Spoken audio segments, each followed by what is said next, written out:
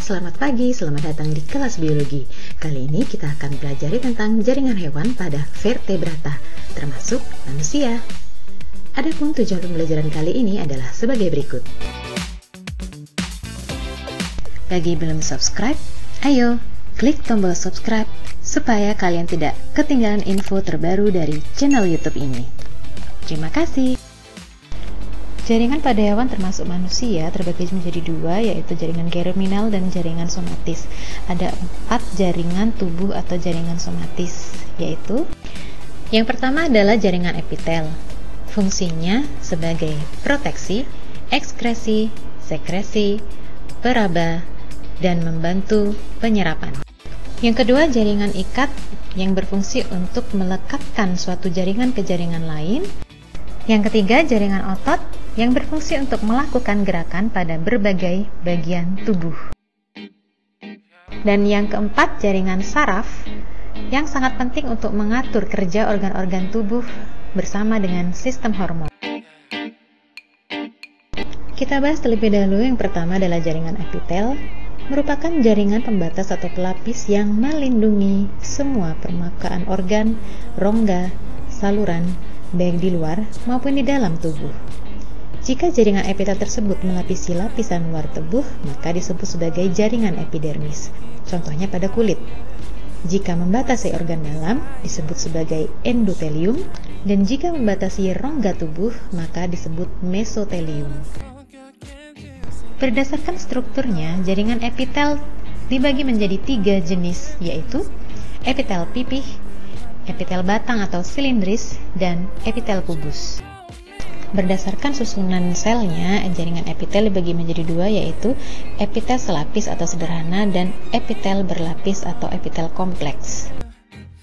Epitel pipih berbentuk seperti lapisan pipih dengan inti yang bulat dan terletak di tengah-tengah.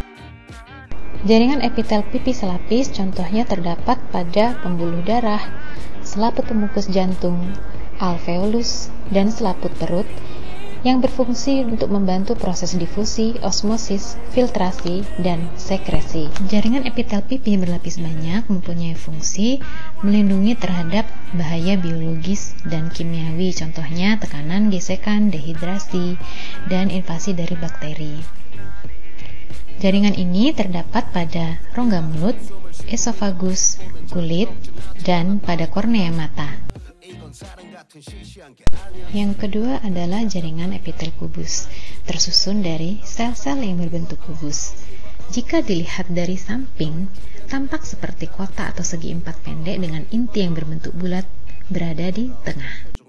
Epitel kubus selapis banyak ditemukan pada kelenjar karena berfungsi sebagai sekresi, contohnya pada nefron ginjal dan folikel ovarium. Sedangkan epitel kubus berlapis banyak berfungsi untuk proteksi, absorpsi, dan sekresi, contohnya pada saluran keluar kelenjar keringat. Jaringan epitel silindris tersusun dari sel-sel yang berbentuk heksagonal memanjang. Inti selnya cenderung terletak pada permukaan basal. Epitel silindris lapis berfungsi untuk sekresi, absorpsi, dan proteksi. Dapat ditemukan pada jonjot usus. Epitel silindris selapis ada yang bersilia, contohnya pada uterus, pada ductus efferens testis, dan pada bronkus. Di antara sel-sel silindris, seringkali kita menemukan ada epitel yang berbentuk piala, yang disebut dengan sel goblet. Epitel silindris berlapis banyak tersusun dari sel-sel silindris yang relatif lebih pendek. Dapat kita temukan pada saluran pernafasan seperti faring, laring, trakea. Yang berikutnya adalah jaringan epitel transisional. Disebut transisional berasal dari kata transisi yang berarti adalah mengalami peralihan dari epitel pipih berlapis menjadi epitel silindris atau sebaliknya. Epitel jenis ini berfungsi untuk perubahan bentuk. Terdapat pada saluran urinaria seperti pelvis relanis, ureter, kandung kemih, dan uretra.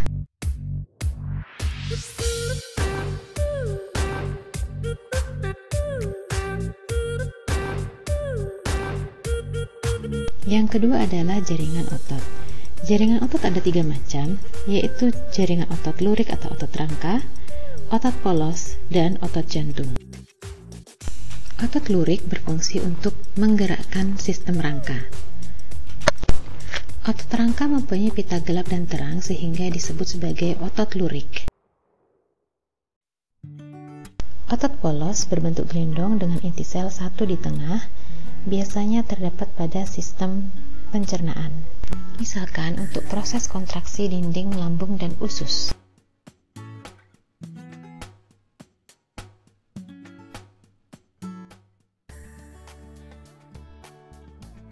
Otot jantung mirip dengan otot lurik namun bercabang, berfungsi untuk kontraksi jantung. Yang berikutnya adalah jaringan ikat. Jaringan ikat terdiri dari jaringan darah, jaringan tulang keras, jaringan tulang rawan, dan areolar. Pengelompokan jenis jaringan ikat berdasarkan jenis serat dan sel-sel yang menyusunnya. Jenis serat pada jaringan ikat antara lain kolagen, elastin, dan retikuler. Sedangkan jenis sel pada jaringan ikat meliputi fibroblast, makrofag, sel tiang, sel lemak, dan sel plasma. Jaringan darah termasuk jaringan ikat cair, terdiri dari plasma darah, trombosit, eritrosit, dan leukosit.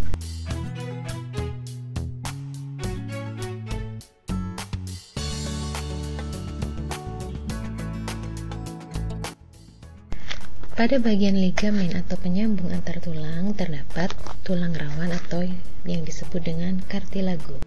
Tulang rawan ada 3 jenis, yaitu tulang rawan hialin, tulang rawan elastik, dan tulang rawan fibroblast. Berikutnya adalah jaringan tulang keras. Matriksnya sangat padat dan kaku. Jika pada tulang rawan terdiri dari sel kondrosit, pada tulang keras terdiri dari sel osteosit. Jaringan lemak atau adiposa tersusun dari anyaman serat retikulin yang sangat halus. Jaringan ini berfungsi sebagai bantalan untuk melindungi organ-organ, cadangan makanan, dan penjaga suhu tubuh.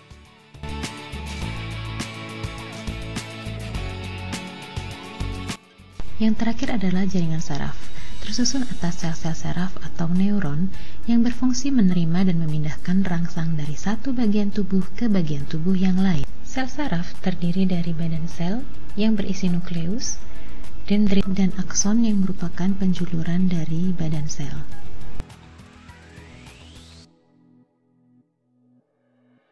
Apa yang terjadi jika tanganmu mengenai duri pada batang mawar ini?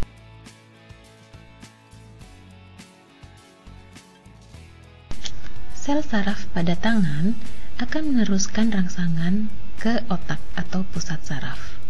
Inilah yang menyebabkan gerak refleks sehingga kamu menghindar dan refleks berteriak, "Au!"